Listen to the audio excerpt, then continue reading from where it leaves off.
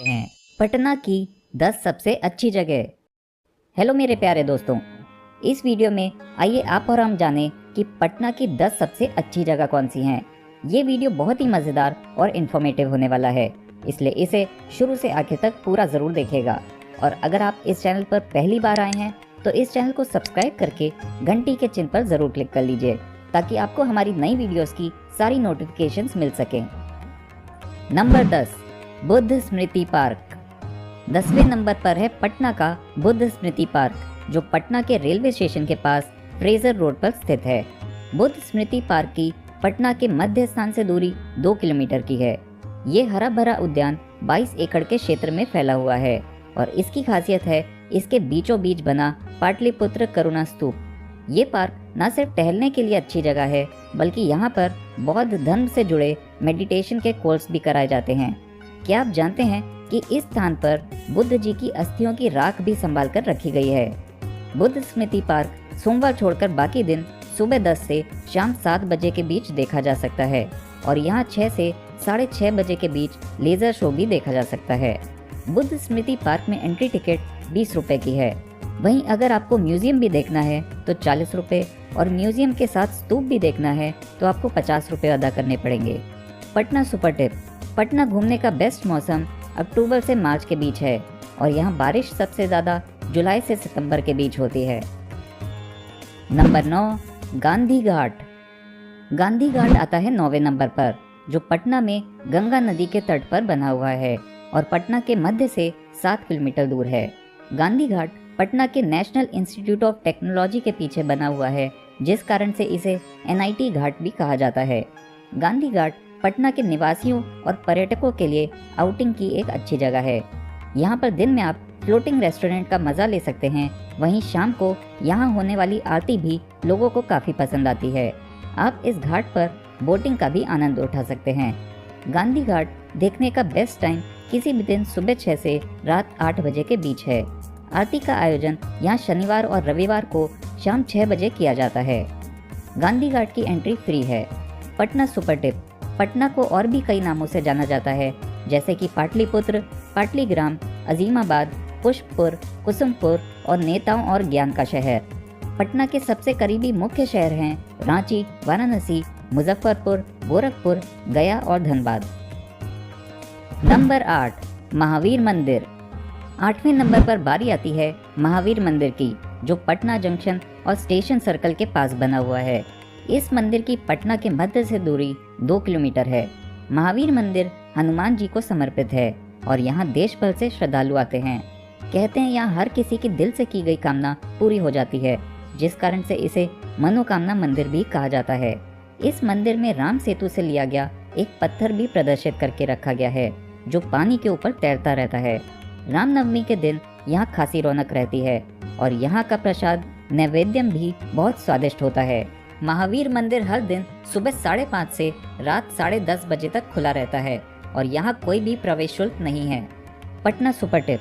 पटना के कुछ मुख्य बाजार जहाँ से आप शॉपिंग कर सकते हैं वह है खेतान मार्केट, पटना मार्केट, मौर्य लोक, city centre mall, PNM mall, Patna one mall और हथवा मार्केट। साथ ही पर्यटक जो चीज़ें पटना से सबसे ज़्यादा खरीदते हैं वह है wall hanging, bead jewellery, Madhubani painting, handicraft व सिल्क साड़ियाँ। Number 7, Kumhrar park. 7वें नंबर पर है पटना के कुमरार इलाके में बना कुमरर पार्क, जो कंकड़बाग मेन रोड के बगल में स्थित है। पटना के सेंटर से इस पार्क की दूरी 7 किलोमीटर की है। पटना एक ऐतिहासिक शहर है जिसको पूर्व में पाटलिपुत्र नाम से जाना जाता था।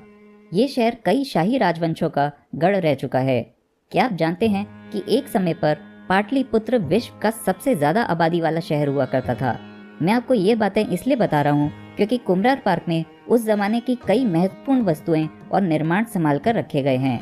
ये पार्क सैर करने के लिए भी एक उत्तम जगह है। कुमरार पार्क हफ्ते के 7 दिन सुबह 6 से शाम 5 बजे तक खुला रहता है और यहाँ एंट्री की टिकट भारतीयों के लिए 25 और विदेशी पर्यटकों के लिए 300 रुपये की है। सुबह के समय यहाँ पर बिना किसी टिकट के मॉर्निंग वॉक की जा सकती है। Patna super tip. पटना के कुछ विशेष व्यंजन जो आपको ट्राई करने चाहिए वह है लिट्टी चोखा, चना घुंगनी, सत्तू पराठा, पोस्त दाने का हलवा, दाल पीठा और चंद्रकला। पटना में सबसे ज़्यादा हर्षोल्लास से जो पर्व मनाए जाते हैं वह हैं पटना साहिब महोत्सव, छठ पूजा, दिवाली, रामनवमी और होली। साथ ही पटना के पास लगने वाला वार्षिक सोनपुर मेला भी पूरे भारत में काफ़ी लोकप्रिय है। Number 6, Shri Krishna science centre. छठे नंबर पर आइए बात करें पटना के श्री कृष्ण साइंस सेंटर की, जो पटना के राजाजी सलाई इलाके में गांधी मैदान के पश्चिमी छोर पर स्थित है। श्री कृष्ण साइंस सेंटर की पटना के मध्य से दूरी 3 किलोमीटर है। यूं तो 1978 में बनाए गए इस विज्ञान केंद्र में अक्सर बच्चे सबसे ज़्यादा एंजॉय करते हैं, लेकिन बड़े भी यहाँ जाकर निराश नहीं होंगे। विज्ञान और ब्रह्मांड की यहाँ इतनी सारी अनोखी जानकारियाँ दी गई हैं कि आप स्तब्ध रह जाएंगे। यहाँ पर एक हवाई जहाज भी रखा हुआ है जो यहाँ का सबसे पॉपुलर फोटोशूट पॉइंट है। श्री कृष्ण साइंस सेंटर हर दिन सुबह 9:30 बजे खुलता है और 6:30 बजे शाम को बंद होता है। इस विज्ञान केंद्र की एंट्री टिकट 30 रुपए की है और अंदर कई शोज की आपको अलग से टिकट लेनी पड़ेगी। Patna super tip. पटना घूमने के लिए कई साधन हैं, जैसे कि taxi cab, auto rickshaw, cycle rickshaw, बस और किराए पर ली गई गाड़ियाँ। और अगर आपको पटना घूमने से जुड़ी कोई भी सहायता चाहिए हो तो आप स्क्रीन पर दिए गए नंबरों पर कॉन्टैक्ट कर सकते हैं। नंबर 5, तख्त श्री पटना साहिब। 5वें नंबर पर है गुरुद्वारा तख्त श्री पटना साहिब। ये अति लोकप्रिय गुरुद्वारा पटना के हाजीगंज इलाके में है और पटना के मध्य स्थान से 14 किलोमीटर दूर है। इस गुरुद्वारे की बहुत धार्मिक मान्यता है और ये पूर्वी भारत का सबसे अहम गुरुद्वारा माना जाता है। पटना साहिब गुरुद्वारा सिखों के 10वें गुरु श्री गुरु गोविंद सिंह जी को समर्पित है। यहाँ हजारों श्रद्धालुओं को रोजाना लंगर में खाना परोसा जाता है, जिसको एक तरह से रब की सेवा करना माना जाता है। इस गुरुद्वारे में दिसंबर में होने वाले प्रकाश महोत्सव में देश भर से लोग आते हैं। पटना साहिब किसी भी दिन और किसी भी समय देखने जाया जा सकता है और यहाँ की एंट्री निःशुल्क है। Patna super tip. पटना के कुछ सबसे प्रमुख बस स्टैंड हैं गांधी मैदान बस स्टैंड जो मुरादपुर एरिया में है, मीठापुर बस स्टैंड जो मीठापुर में है और पाटलिपुत्र बस स्टैंड या आईएसबीटी पटना जो पहाड़ी क्षेत्र में है। पटना का हवाई अड्डा जयप्रकाश नारायण इंटरनेशनल एयरपोर्ट है जो शेखपुरा इलाके में है। बात करें पटना के रेलवे स्टेशनों की तो वह है फ्रेजर रोड एरिया में बना पटना जंक्शन, खगौल में बना दानापुर रेलवे स्टेशन और रुकनपुरा में बना पाटलिपुत्र जंक्शन। साथ ही पटना के करीब स्थित हाजीपुर जंक्शन भी पटना को देश के कई शहरों से जोड़ता है। मैंने स्क्रीन पर आपकी मदद के लिए देश के बाकी बड़े शहरों से पटना जाने वाली ट्रेनों की सूची दी हुई है। Number 4, Bihar museum. Bihar museum है चौथी पोजीशन पर और ये पटना की बेली रोड के पास मौजूद है।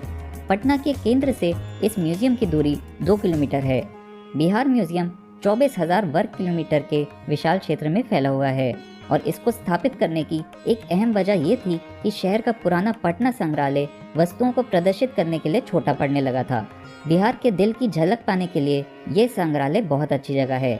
बिहार म्यूजियम में कलाकृतियों का नायाब कलेक्शन है जो पर्यटकों को बेहद पसंद आता है।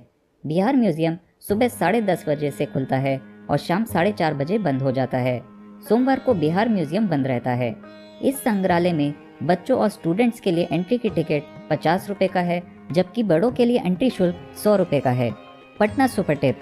पटना की आबादी 24,85,000 की है और यहाँ बोले जाने वाली प्रमुख भाषाएं हैं हिंदी, भोजपुरी, मगही, उर्दू, मैथिली, बंगाली और उड़िया।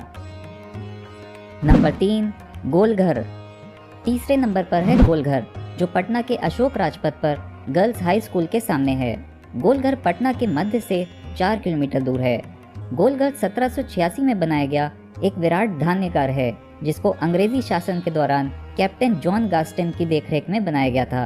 गोलघर की ऊंचाई 29 मीटर है और इसकी 145 सीढ़ियां चढ़कर पूरे पटना का विहंगम दृश्य देखने को मिलता है। गोलघर को पटना की सबसे आइकॉनिक बिल्डिंग कहा जाए तो ये गलत नहीं होगा। गोलघर के गुंबद के अंदर लेजर शो का भी आयोजन किया जाता है जो देखने में बहुत ही मजेदार लगता है। गोलघर सोमवार के अलावा बाकी दिन सुबह 10 से शाम 5 बजे तक खुला रहता है। गोलघर की एंट्री टिकट 10 रुपए की है और लेजर शो के दाम 25 रुपए हैं। Patna super tip. पटना की जनसंख्या में हर 1000 पुरुषों पर 886 महिलाएं हैं और इस शहर में हर वर्ग किलोमीटर में 18,000 से ज़्यादा लोग रहते हैं। नंबर 2, पटना जू। दूसरे नंबर पर है पटना जू, जिसे संजय गांधी बायोलॉजिकल पार्क भी कहा जाता है और ये पटना के राजभवन के पास राजबंसी नगर में है। पटना जू की पटना के केंद्र से दूरी 3 किलोमीटर है। पटना जू काफ़ी बड़ा है, जहाँ पर आप कई तरह के जीव जंतु देख सकते हैं। जू के अंदर अलग अलग सेक्शन बने हुए हैं और हर सेक्शन की अपनी विशेषताएं हैं। पटना के इस जू में आपका मन बहलाने के लिए टॉय ट्रेन और एलिफेंट राइड भी उपलब्ध है। ये जू 50 साल से ज़्यादा पुराना है और पटना का ये एक हॉट टूरिस्ट स्पॉट है। पटना जू मार्च से अक्टूबर तक सुबह 5 से शाम 6 बजे और नवंबर से फरवरी तक सुबह 6 से शाम 5 बजे तक खुला रहता है। सोमवार को ये जू बंद रहता है। यहाँ की एंट्री टिकट बड़ों के लिए 30 और बच्चों के लिए 10 रुपये की है। Patna super tip. पटना घूमने के लिए 2 से 4 दिन का समय बेस्ट रहेगा और यहाँ प्रति व्यक्ति खर्चा 2,500 से 5,500 रुपये के बीच आएगा। पटना में रुकने के लिहाज से Fraser road area, exhibition road, Pataliputra colony, boring road, Rajendra Nagar, Danapur और आनंदपुरी बेस्ट हैं, क्योंकि इन लोकेशंस में काफ़ी अच्छे होटल्स बने हुए हैं। Number 1, eco park. पहले स्थान पर है इको पार्क, जिसे राजधानी वाटिका भी कहा जाता है। इको पार्क पटना के राजबंसी नगर में है और पटना के मध्य से 1 किलोमीटर दूर है। इको पार्क पटना की एक हरी भरी जगह है, जहाँ पर आप प्रकृति को करीब से एंजॉय कर सकते हैं। यहाँ पर boating, jogging, children's park, cycling के साथ साथ खाने पीने की भी व्यवस्था है। इस जगह जाकर आप अपनी सारी थकान और स्ट्रेस दूर कर सकते हैं। इको पार्क थर्सडे छोड़कर बाकी दिन सुबह 5 से शाम 7 बजे तक खुला रहता है और यहाँ का एंट्री शुल्क बच्चों और बड़ों के लिए क्रमशः 10 और 20 रुपये हैं। इस वीडियो का प्रश्न ये है कि इस वीडियो में जो बीच बीच में सीक्रेट कोड दिखाए गए हैं, उनको जोड़कर क्या संख्या बनती है? देखें तो आपकी नज़रें कितनी तेज़ हैं। कमेंट से जवाब देने के बाद अगला वीडियो भी ज़रूर देखिएगा, जो आप बहुत एंजॉय करेंगे। और इस वीडियो को अपने दोस्तों एवं रिश्तेदारों के साथ शेयर करना मत भूलिएगा।